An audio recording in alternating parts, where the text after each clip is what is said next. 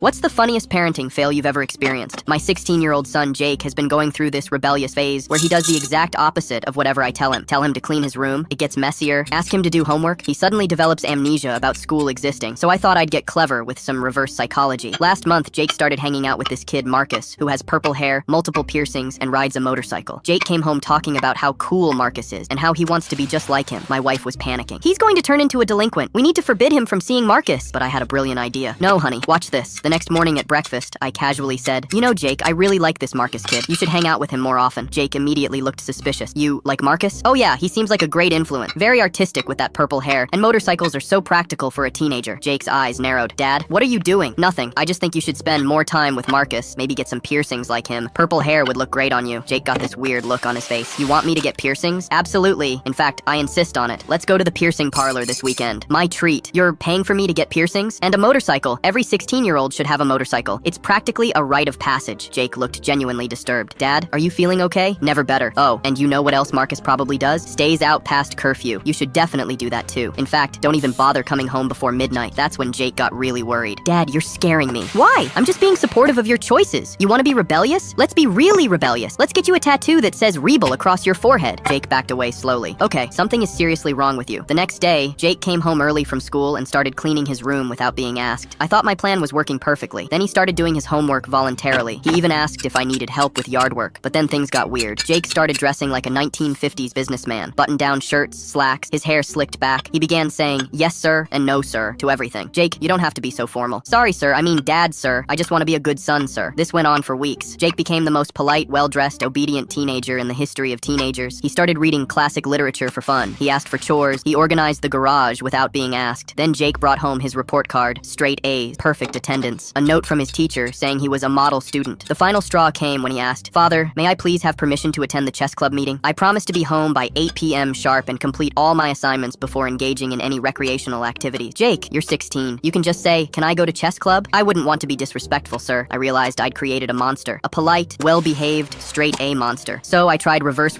psychology. "Jake, you're being too good. You should rebel a little. Maybe skip a homework assignment?" Jake looked horrified. "Skip homework? Father, that would be irresponsible." The breaking point came when Jake asked if he could get a summer job to contribute to the household finances and learn the value of hard work. My wife pulled me aside. "You need to fix this. I miss our normal rebellious teenager." Finally, I sat Jake down and said, "Son, I was using reverse psychology on you. I didn't actually want you to get piercings or a motorcycle." Jake stared at me for a long moment, then started laughing. "Dad, I know. I figured it out after the forehead tattoo comment." "Then why did you become so perfect?" "Because I realized if I became the most obedient kid ever, it would freak you out more than being rebellious. The kid's got a special place reserved in hell."